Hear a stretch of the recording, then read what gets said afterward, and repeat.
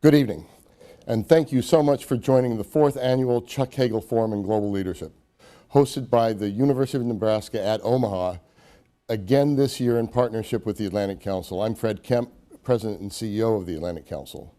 We're honored to work with the University of Nebraska to make these discussions possible, where leaders in public service come to discuss global challenges and possible solutions. The first Chuck Hagel Forum was hosted by the University of Nebraska at Omaha in 2019, and it was a conversation between Secretary Hagel and then former Vice President Joe Biden. He set the stage for the forum's focus on engagement on the global stage and said, quote, "It is our naked self-interest to stay engaged, not because we're the only country who can save the world, but because we can't do it alone," end quote. Now President Biden's words remain poignant to the world we find ourselves in today, watching with horror as Russia's war with Ukraine unfolds. The invasion and the swift and unprecedented international response have underscored the Atlantic Council's guiding principle that America is strongest on the world stage when acting in concert with allies. In the years since that inaugural forum, speakers have included former Secretary of State and now Special Presidential Envoy for Climate, John Kerry, and the first Secretary of Homeland Security, Tom Ridge. We're delighted this year to welcome back Secretary Chuck Hagel, who not only, as you all know, is a prominent senator from Nebraska for many years and Secretary of Defense, but he was also chairman of the Atlantic Council and serves still as distinguished statesman here. And we're happy to welcome him with Secretary Janet Napolitano, Dr. Jody Nethery Castro, Dr. Joann Lee, and Maeve Hemmer. It's an honor to host all of you, and we look forward to the enlightening conversation. I'm now going to turn the podium over, the virtual podium over, to Maeve Hemmer, Student Body President and Student Regent at the University of Nebraska, Omaha. Maeve, the floor is yours. Welcome. My name is Maeve Hemmer, and it is my honor as Student Body President to welcome you to the 4th Chuck Hagel Forum in Global Leadership. Like last year's event, the 2022 Forum was also designed to be virtual, and UNO is thrilled and honored to be able to welcome everyone in our wider viewing audience to be part of such an important event hosted by one of our most celebrated graduates. Secretary Chuck Hagel and Secretary Janet Napolitano, on behalf of the student body, I thank you for your decades of leadership in public service, for your commitment to our country, and for sharing your time with the Maverick community. This forum is the second series launched by Secretary Hagel in partnership with UNO. Its goal is to explore critical issues today's leaders are facing in search of solutions to today's global challenges. This event gives our UNO students the opportunity to engage with Secretary Hagel, global leaders, and policymakers. Our program will begin today with remarks from University of Nebraska at Omaha Chancellor Dr. Joann Lee. Dr. Lee became UNO's 16th Chancellor and leader of our university in July 2021 following a national search, and is the first woman of color to serve as UNO Chancellor. As a first-generation student and native of Hong Kong, Dr. Lee has a passion for serving learners of all ages and all social, cultural, and economic backgrounds. Prior to assuming the role of UNO's Chancellor, Dr. Lee served as the Dean of the Florida International University College of Business in Miami, Florida from May 2017 to June 2021. Dr. Lee is a chartered financial analyst with areas of expertise that include corporate governance, executive compensation, investments, and international finance. Chancellor Lee will now give the official welcome and introduction of Secretary Chuck Hagel. Thank you for the introduction, Maeve, and thank you to the students, faculty, staff, and members of the Omaha community for joining us for the 4th instance of this forum series. Thank you also to the organizers and supporters who have worked hard to make this virtual event possible. It is a rare occurrence when 2 former U.S. secretaries gather on the same stage to share their years of experience and wisdom. So I would like to thank again Secretary Hagel and Secretary Napolitano for making this yet another historic installment of this unique forum and a proud day for UNO. After all, Chuck Hagel embodies every quality of our Maverick spirit and what it means to truly be a Maverick, one who shows strength, entrepreneurialism, resilience, curiosity, and even a sense of restlessness. On behalf of all of us at UNO, Senator Hagel, we are all truly proud to count you as part of the Maverick family. A Nebraska native, Secretary Hagel graduated from the University of Nebraska at Omaha in 1971 after serving in the U.S. Army in Vietnam, where he received 2 Purple Hearts for his selfless service, among other honors. He would go on to serve most notably as a Nebraska U.S. Senator for 2 terms and later as U.S. Secretary of Defense under President Barack Obama. In addition to his ongoing dedication and support of UNO and his mission to serve the global community, he has since entrusted his alma mater with his archives, launched a leadership symposium for Omaha area high school students, and drawn a national spotlight to UNO through this forum, with previous guests that include former Secretary of State John Kerry and President Joe Biden. We at UNO are grateful to Secretary Hagel for embodying the Maverick spirit and sharing it with the world. I hope you enjoy that will be a powerful discussion on the global challenges our nation faces today between Secretary Napolitano and Secretary Hagel. Without further ado, Secretary Chuck Hagel. Thank you very much for that very generous introduction and for your leadership as well. We all appreciate, especially those of us who graduated from UNO many years ago, your leadership and your enthusiasm for doing the things that universities should do, are expected to do, and we appreciate that very much. To Ms. Hemmer, thank you for your leadership with the student body and what you do as a student regent for UNO and the state of Nebraska. And to Fred Kemp and the Atlantic Council. We are grateful for what you're doing again this year in hosting UNO's Global Leadership Lecture. And I'm especially pleased and proud of what Fred and his colleagues are doing here at the Atlantic Council, because as Fred noted, at one time I had the privilege of leading this organization along with Fred. So thanks to all of you. And one other thing, Jody Nethery Castro is going to be the moderator, and I appreciate very much her role in this and her support over the years and help and leadership in keeping this lecture important as it is, but keeping it relevant to our times and to our issues. So Jody, thank you. Now, my introduction of my friend and very respected and esteemed Secretary Janet Napolitano. It's a privilege to recognize her and to introduce her.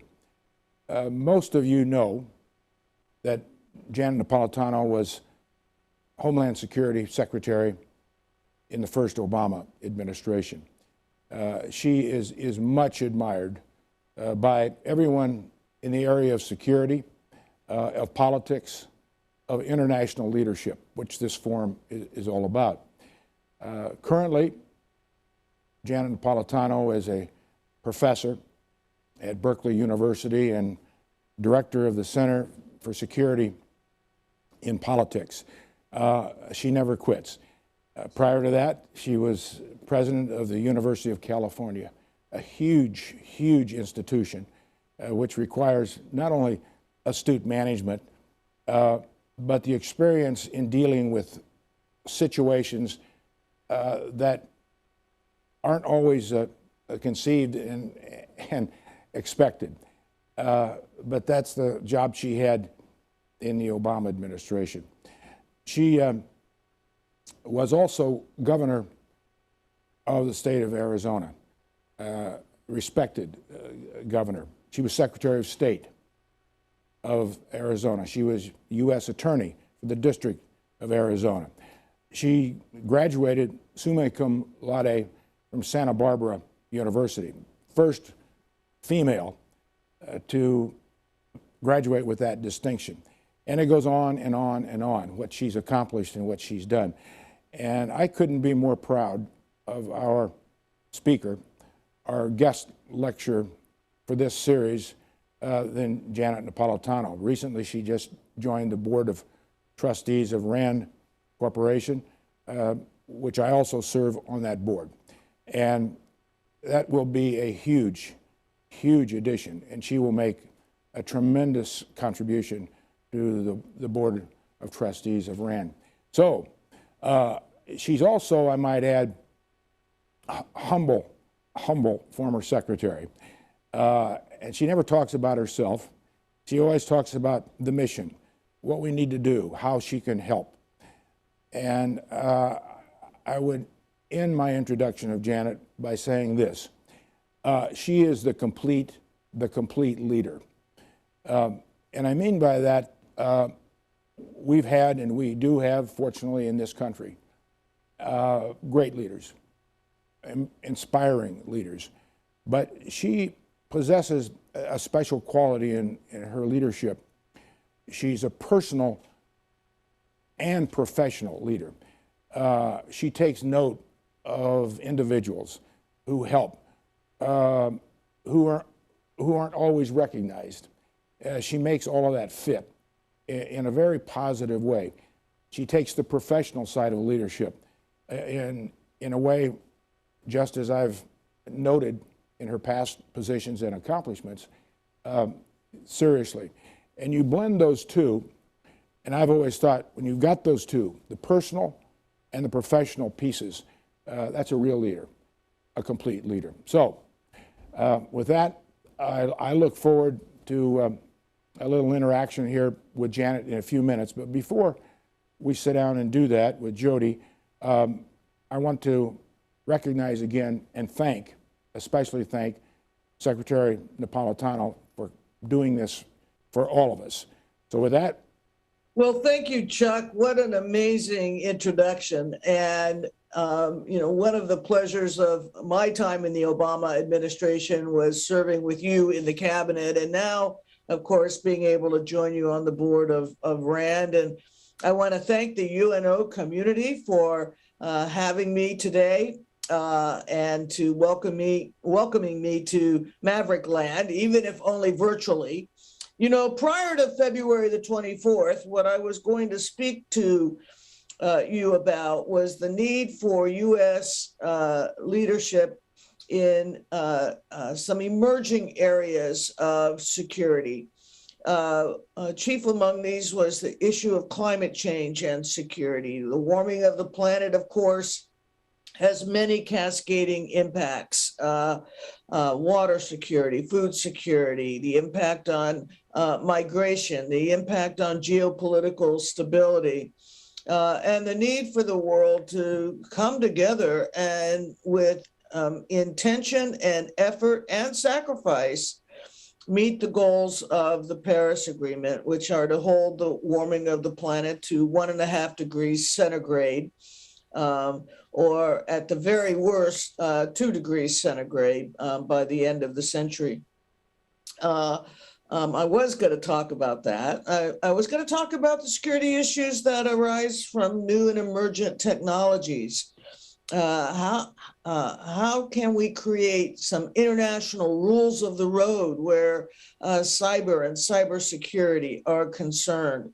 Where the protection of critical infrastructure from cyber attacks is manifest, where we have to deal with new aspects of cyber, such as the rise of AI and machine learning and the like, all of which create profound problems for the Department of Homeland Security, among other issues. And I was going to talk about the rise of misinformation and disinformation, particularly on social media, and how that affects, in particular, our democracy in the United States, and how do we move forward as a diverse and representative republic when there is so much misinformation and disinformation that is put out there on these large social media platforms and the like. That's what I was going to talk about. But I think what we need to talk about is the effect of Russia's invasion of Ukraine and the impacts that will have on the world moving forward. You know, we've been living for the past decades really in the post Cold War world. And the Cold War, of course, was part of the post World War II world. We came out of World War II. The United States was the leading power in the world. A number of international institutions were created as a result of the war, including institutions like NATO, including the UN and so forth. With the fall of the Soviet Union and the fall of the wall in 1989 and 1991, respectively, we've had decades of how do we, as a world, from a security perspective, move forward. And it was a relatively, I must say, peaceful time in terms of the great powers themselves. We were really dealing with the security issues implicated by terrorist and extremist groups, but we weren't necessarily fighting Russia. We were competing with China, but we weren't fighting with them.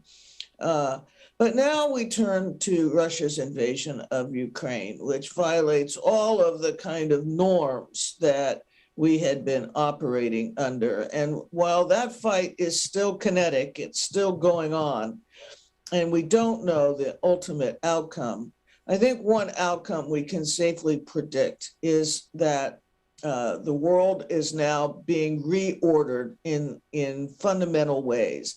And the United States must take the leadership role in how that world, our world, is reordered.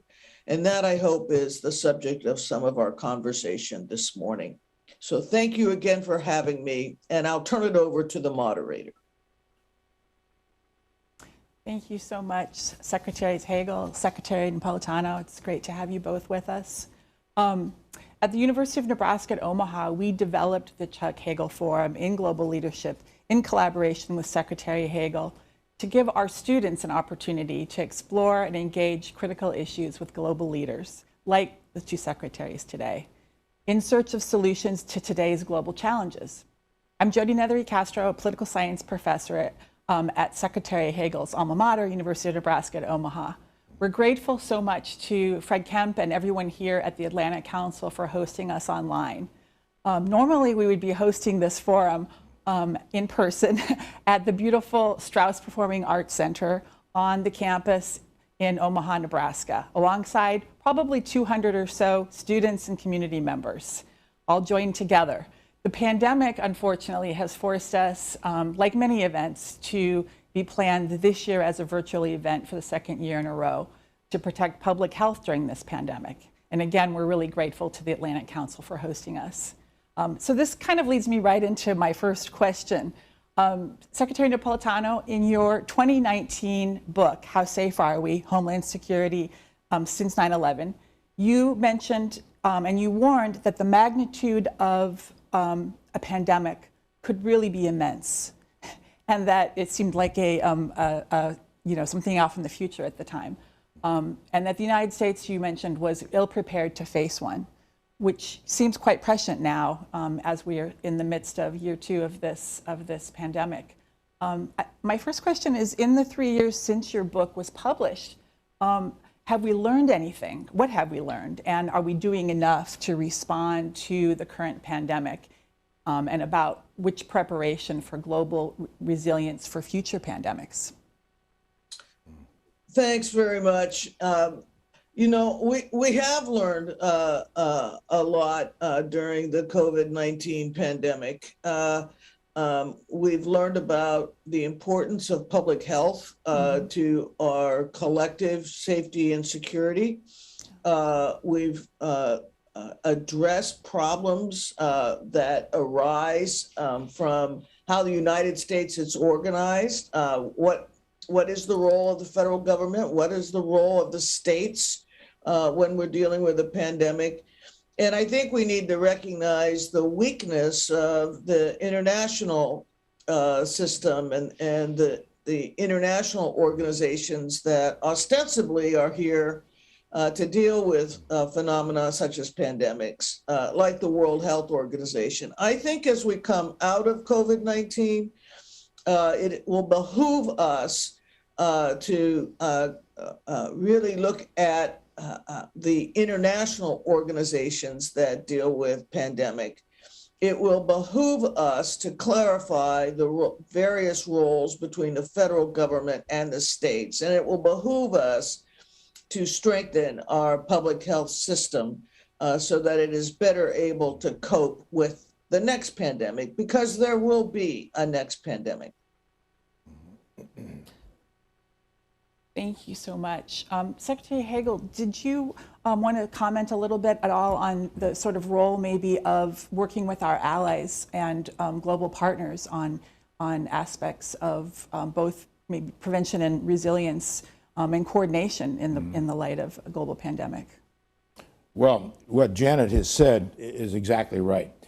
And I say that in leading up to answering your question. The fact is, the world is interconnected.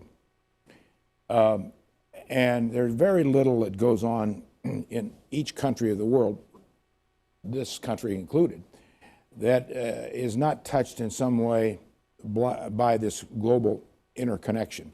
Certainly economically, our allies, security, I mean, everything.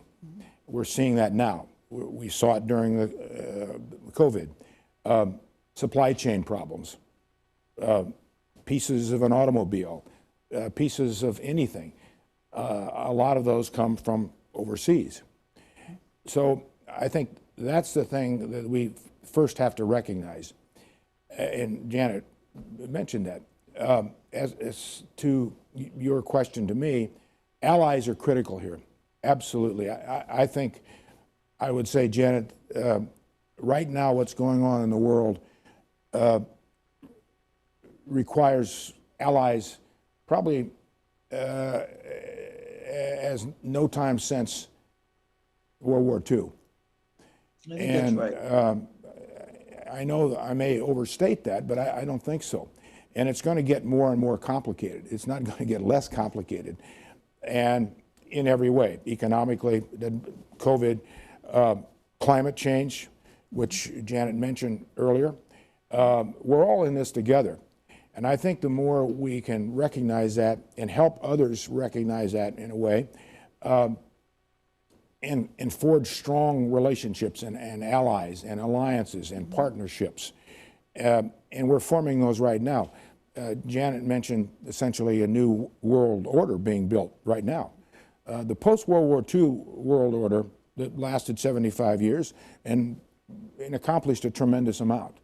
No world war, no nuclear exchange, more people free, more people with opportunities and education. But we've got to realize and adjust to seeing what's going on, and then how do you manage this? And then how do you turn it in a way to the self-interest of all countries, but the interest of our allies, not just our country. And that's an important piece of this. And if we don't do that, then we're going to find a new world leader.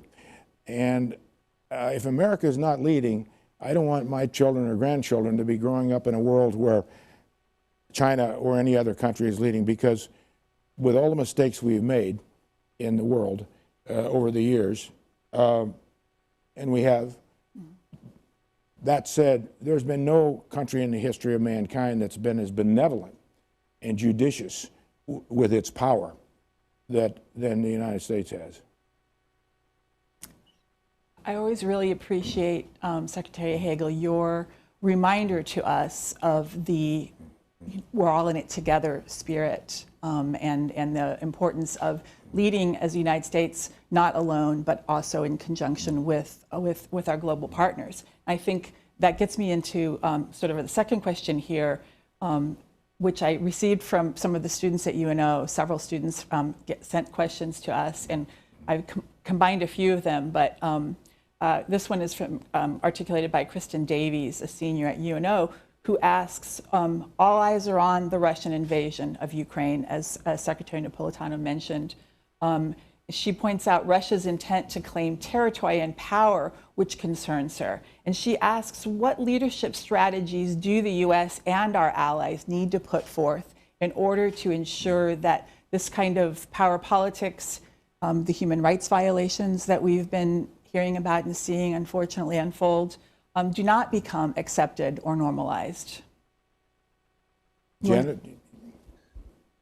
Well, I think the key thing we need to do is to protect Ukraine and to support them in their valiant efforts to retain their democracy, their territorial integrity, and to resist this invasion. And we need to do that in conjunction with our allies and partners. And then I believe, and this will take time and effort, but there needs to be some accountability here for those who participated in the brutality in the course of this invasion. And prosecutions for war crimes, I think, certainly should be on the table. And in so doing, we should strengthen those international organizations that carry out those kinds of measures of accountability. They haven't been all that successful to date, but I think, unfortunately, the conduct of this war will present that opportunity. Well, I would just add, actually not add, but just reemphasize something that Janet just said. There's got to be accountability here for what's happened. We can't just at some point down the line as well, it's over, we'll make peace and we'll just all go on. Because we tried that in 1938 and 39, which led to the most devastating war in the history of man. And we're not going to be able to do that again, nor can we, because you can't advocate freedom and responsible governance and respect for all men and women around the world without accountability to what's happened. And I don't think we really have even scratched the surface on what we're going to find out about the atrocities. I mean, we know a lot, but there's a lot down there that we don't know yet, and it'll probably get worse. And so I know that's difficult, and when you think ahead, after we're through this, or at least this phase of it, and I recognize, as I said earlier, and Janet said the same thing, we're all interconnected, so we've got to put the world back together, economies, fuel, climate, and so on. But I don't think you can overlook what has happened and accountability for what's happened. It won't work unless if we walk away and not recognize that, it'll only get worse. China is looking at Taiwan. You've got North Korea looking at South Korea, Iran, who knows, South America. You know, everywhere in the world, every country is watching this and how we handle it with our allies. So I would just re-emphasize what Janet's already said.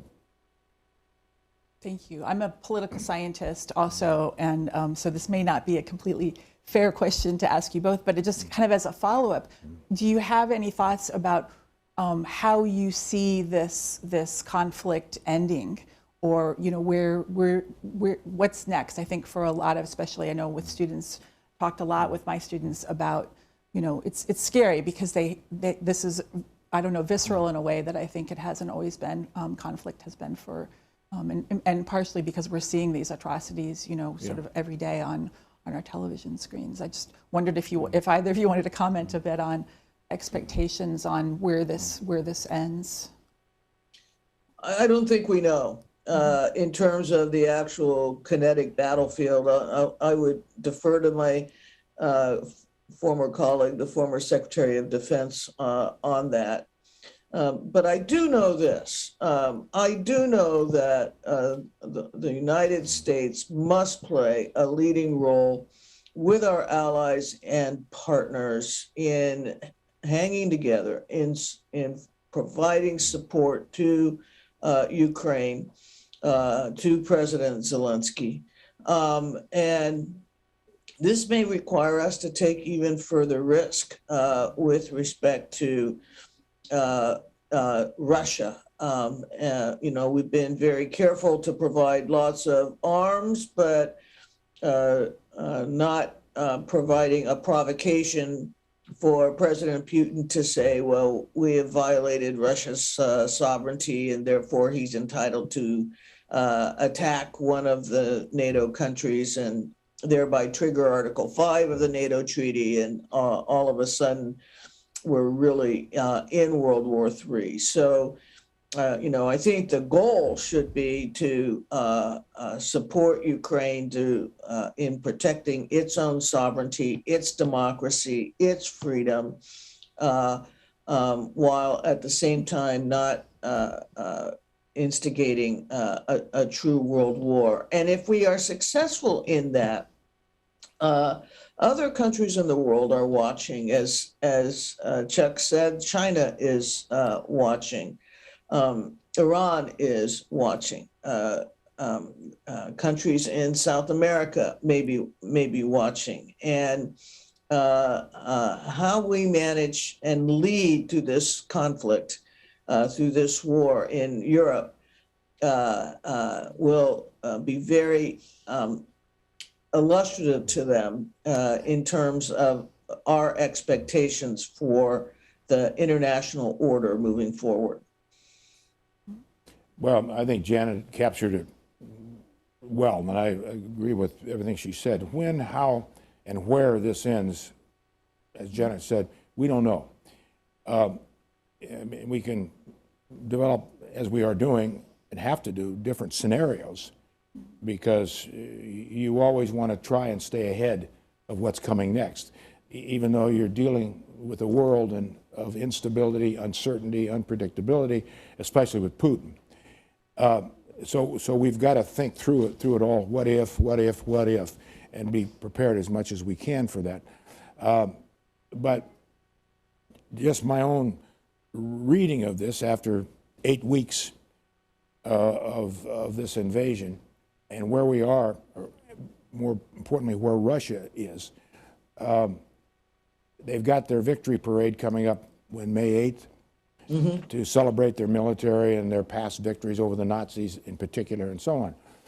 And because Putin is in a corner in many ways because of what's happened the last 8 weeks, it hasn't gone at all the way he had thought it would go for a lot of reasons. He misjudged the West holding together and what we would do. He certainly misjudged the courage of the Ukrainians, misjudged, I think, the response generally, not all, of the world as these atrocities become clearer and clearer.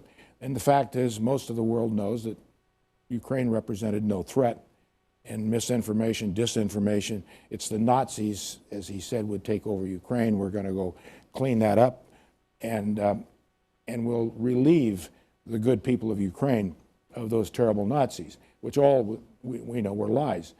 So my guess is right now that he probably will, as he's already done, he's congratulated his military, and with his Secretary of Defense or Minister of Defense coming in and doing a big show in his office.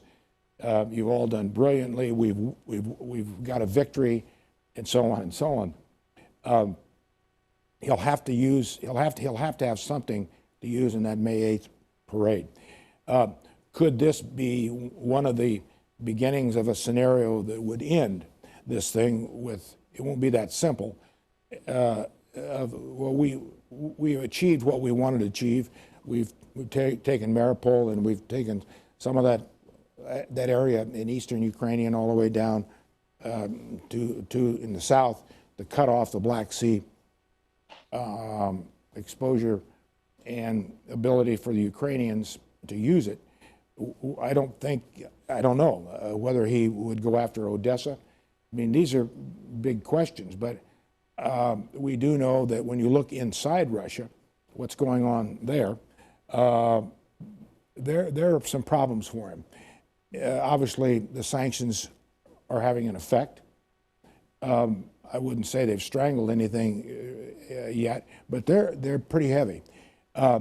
We know through intelligence he's put under house arrest some of his top intelligence people, a couple of generals.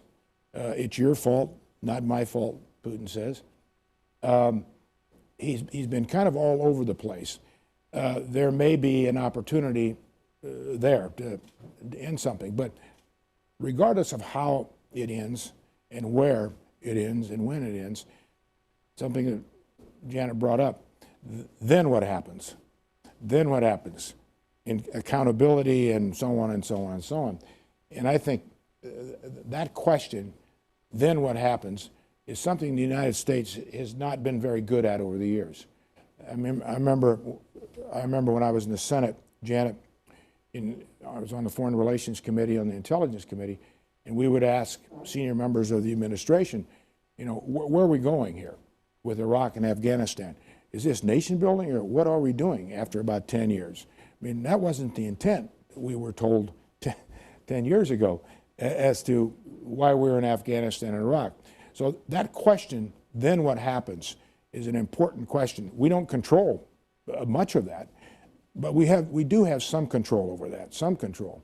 And with President Biden's announcement yesterday of $800 million in additional equipment, in my opinion, I mean, that's essential, but we probably got started too late with this. The Ukrainian armed forces is not the same Ukrainian armed forces that we were dealing with in 2014.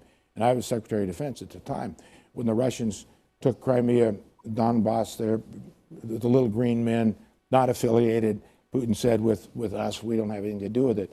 These are just good, patriotic Ukrainians. Their armed forces is totally different now. We, along with many NATO countries, have been training them for 8 years. And I think you've seen some proof of that, how well they have done, with not the most sophisticated weapons. And the more weapons and the more sophisticated weapons we can get in there, the faster we can get in, is going to be critical. But in the end, like Janet said, we don't know. We don't know. But Putin is sending some early signals, I think, and my guess is that our intelligence people are picking this up, and we're probably piecing together some scenario here. But it's something that nobody can predict, but we have to be ready for everything. Well said. Be ready for everything. No small task. You know, you both referenced, you know, disinformation and misinformation, particularly talking about, you know, the messaging that Russians are getting and the messaging that, you know, sort of Russian nationalists are getting as well in Ukraine. And it's been interesting to see how, you know, even people who are under attack have been sort of parroting some of those narratives that the Russian government has put out. There are many news outlets and other sources of media in our own country that have even cast doubt on legitimacy of sovereignty of Ukraine, and in some cases are even unabashed in their regard for Putin's leadership style. David Ori, a junior at UNO, asks about how do we as citizens and as a government win the information battle? And I would throw that open to maybe not even just this particular scenario, but thinking about it in the context of our own country, because it's a really powerful, when you have the message and the media, it's a very powerful way to set agendas. Well, for sure, and we've seen that in a way, because Putin has been shutting down access to social media and to any kind of independent press. so that the residents of Russia are only getting what the state puts out. And that, of course, then gets reflected in the polling on the Russian support for the invasion and the like. And you know, it's really in a way tragic to see those Russian talking points reflected in some of the statements by media in our own country, and some by some quite prominent media persons. And then the statements getting parroted within the United States. You know, the difference is that we have a very vigorous, free, and independent media environment in the United States, so that accurate information is way more prevalent in the United States. And that in turn is reflected in our own polling, which shows great bipartisan support here for what the United States is doing and for the efforts and the leadership put forward by the Ukrainians and President Zelensky. But I do think as a country, we need to very carefully and thoroughly really think about how our media is interacting with our democracy.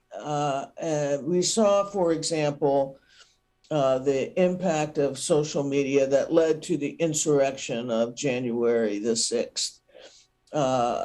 We've seen, and I saw as Secretary of Homeland Security, the increase in domestic extremism related to social media. Maybe not, social media may not have been the precise cause. It may have been only a correlation, but it is a strong correlation. So what is the responsibility of the owners and operators of these large social media platforms? Do we rely on them to regulate themselves? Does the government take some action? Does Congress take some action, for example, by amending or limiting Section 230 of the Telecommunications Act, which gives them immunity from liability for the content on their platforms? And how do we develop and educate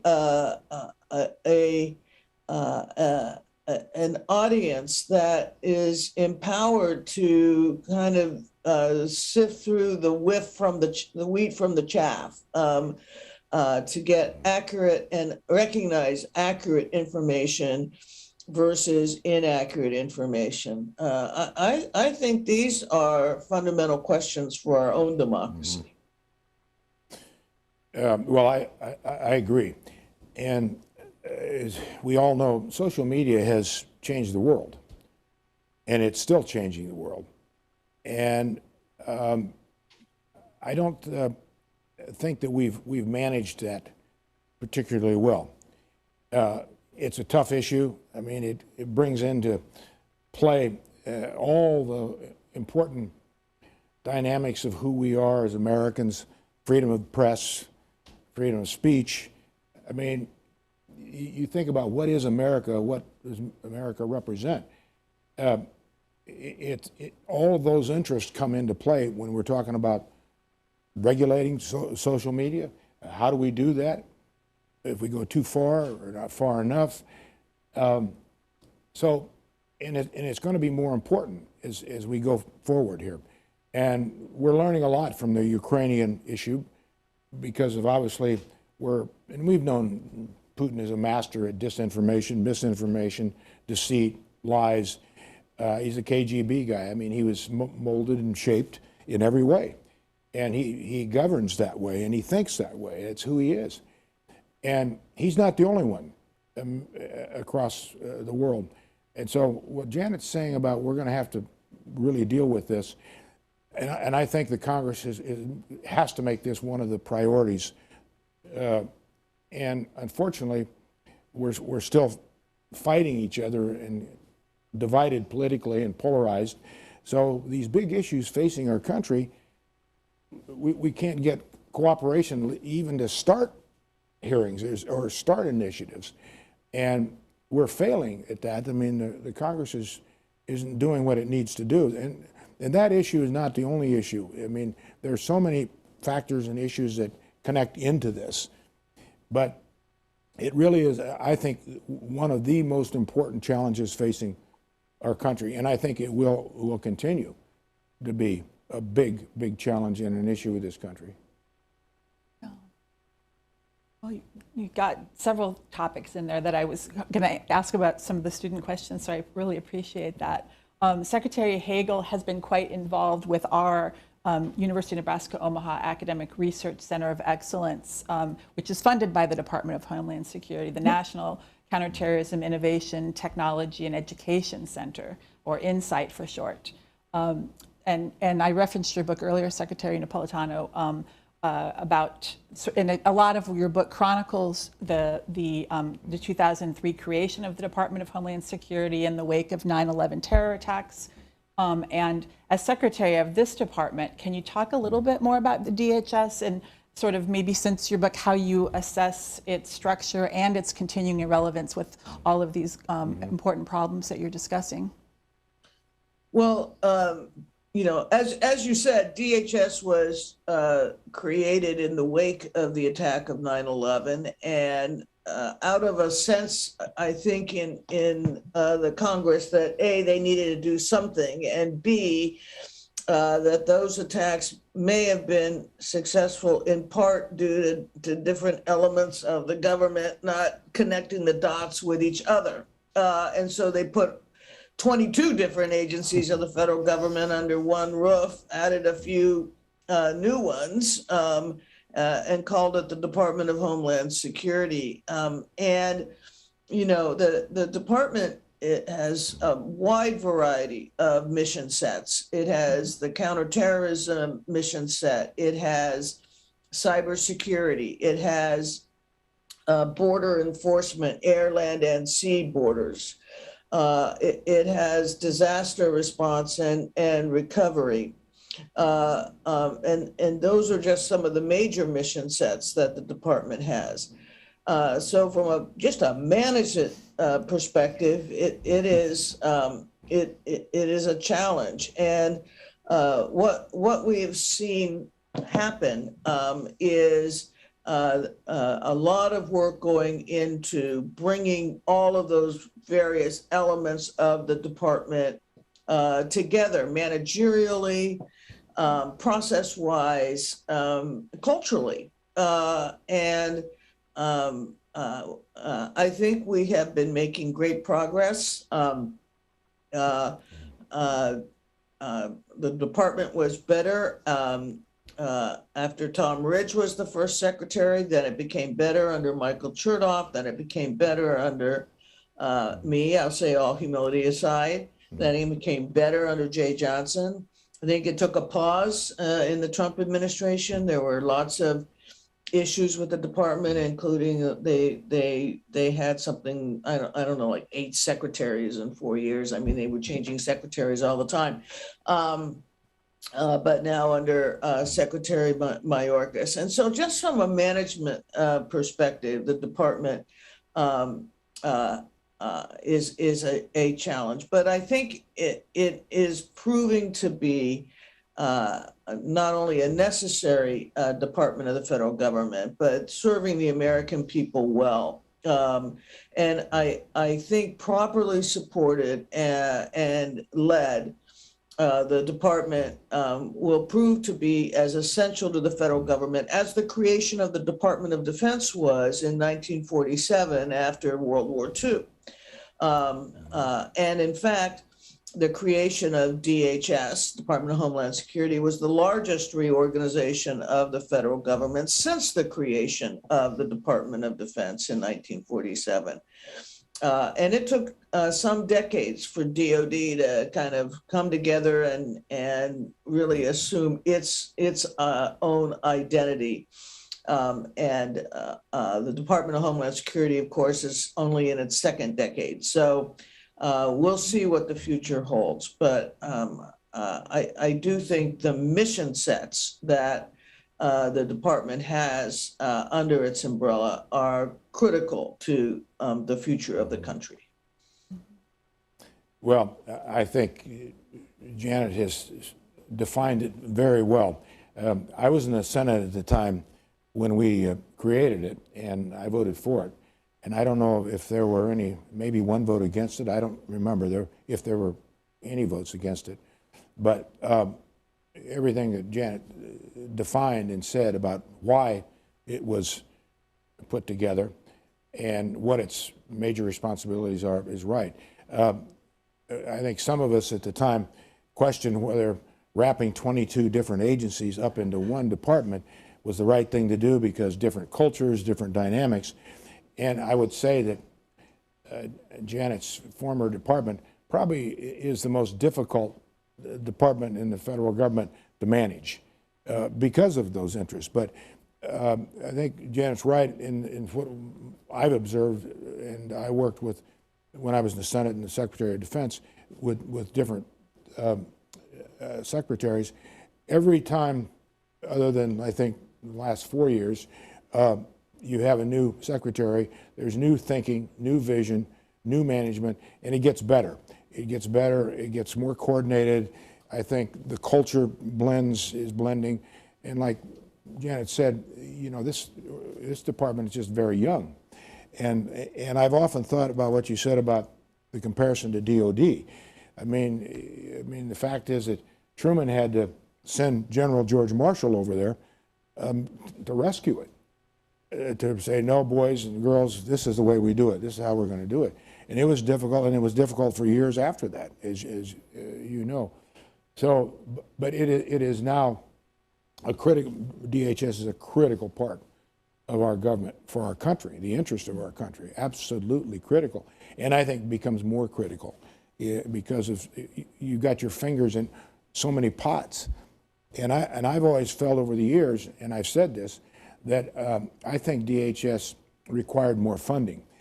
And I mean, just one example, the Coast Guard. You have the Coast Guard. Yep. And I've always believed that they were underfunded. And I mean, just example, we don't have any new Coast Guard, any new icebreakers in the Coast Guard.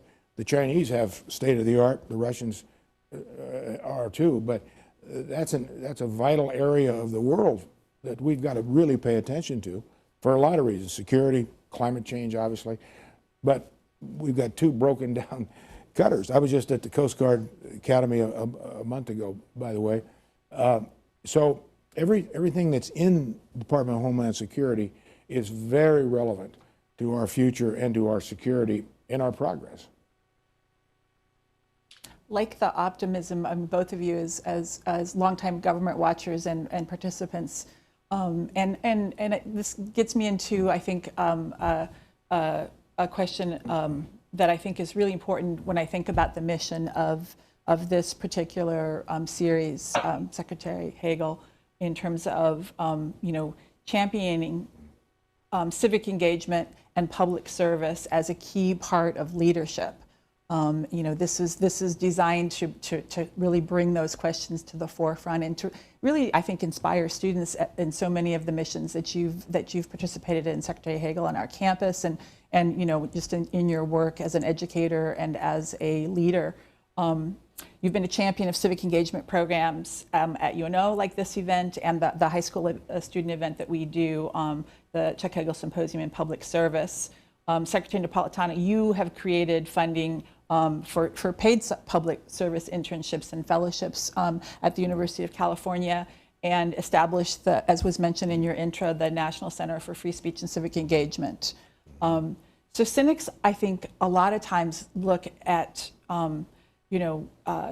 the younger generations today saying, that they don't understand things like sacrifice. And there's ways, I think, even in our national security and defense, where maybe there's been a bit of a removal of that kind of immediacy that I know earlier generations experienced in times of global conflict. So how can we now cultivate a sense of value and obligation for public service and connecting with others in however we define our communities, and inspire our young people today. Janet? Yeah, I'll take that. First of all, you know, I now teach in the School of Public Policy at UC Berkeley, and if there's one thing that gives me hope is seeing the next generation of students who, because they're in the School of Public Policy, have already indicated an interest in going into public service. And they really want to change the world and make the world a better place. And, you know, they recognize that public service jobs don't pay as well as the private sector, et cetera. That's okay. They're willing to move on and to frankly acknowledge some of the challenges that our generation is leaving for them to deal with. And I would put climate change about at the top of that list in terms of a big challenge which has been recognized for decades, and yet the world just simply can't address it with the sense of urgency that it requires. You know, one thing that and Chuck, I'd be interested in your thinking about this. You know, the actual practice of electoral politics has really changed. So I was running for office in the late 90s and the early 2000s as a Democrat in Arizona. Arizona was a much redder state then, so you know, to win, I had to, you know, reach across the aisle. I had to talk to Democrats and Republicans and independents and explain to them why I was running and what I would do, you know, for them if they honored me with electing me. And you know, there were some negative press attacks and things like that, but it was nowhere near the vitriol that we see in today's electoral politics. And one thing that does worry me is whether the letter of extreme partisanship and vitriol that we see in our electoral politics will discourage talented people who are committed to the future of their community, their state, their country, from themselves putting themselves forward for elected office. And Chuck, I'd be interested in your thoughts about that. Well, thanks, Janet. First, let me just briefly address that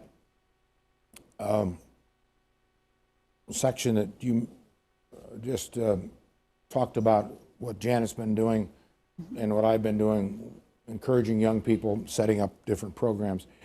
One of the reasons, in my opinion, that, and we're not the only ones doing that. I mean, they're going on all over the world. And Jody, in your profession, and what Janet has been doing the last few years, is doing that too. It's encouraging and giving them, young people, opportunities with classes. With these are, well, this is an option I've got to take this class or do these things.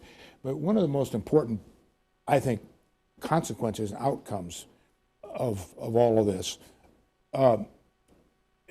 even if these young people don't stay in public policy in their lifetime or their career, what's important is to emphasize the responsibility that all citizens have, some responsibility. Everybody doesn't need to be governor or senator or mayor or in armed services, but every citizen has to be educated enough, and I think we've really failed at that in this country. I think because we've gotten so prosperous and so rich, and we've never had to sacrifice, and you alluded to that earlier, we're a generation that has been probably more privileged than any generation in the history of mankind, Americans, because we had no challenges really as a country. Now it's different. And so I think if we can imbue a certain responsibility in these young people, that's as important as any part of it. And then we'll get leaders too, I mean, real leaders. As to Janet's point and question kind of to me, as you know, Janet, I live in Arlington, right across the river, Washington. I stay in touch with a lot of younger members of Congress, Democrats and Republicans. I'm encouraged by by a lot of these people. They're diverse in their philosophies, in their looks, in their skin colors, everything. But there's enough of them that believe what is going on now is wrong. That a number of them say we're better than this. So how do we fix this? Well, as you know, these are junior members. They've got very little control over anything. But they will, if they stay with it, they will have control. So I'm encouraged about that.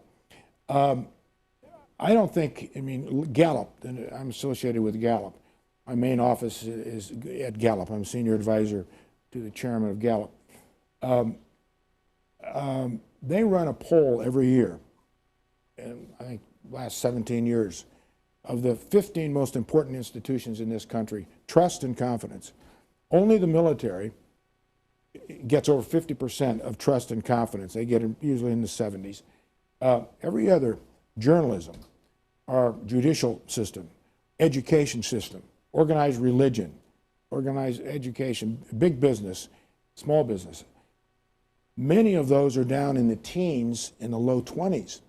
Well, when you got a society that has no confidence or trust in the very institutions that are responsible for really governing, administering, and its citizenship relying on those institutions, you got a lot of trouble. And politics, I've always said, Janet, politics just reflects society. Politics doesn't lead society, it reflects society. I mean, look at the Republicans, and I'm a Republican.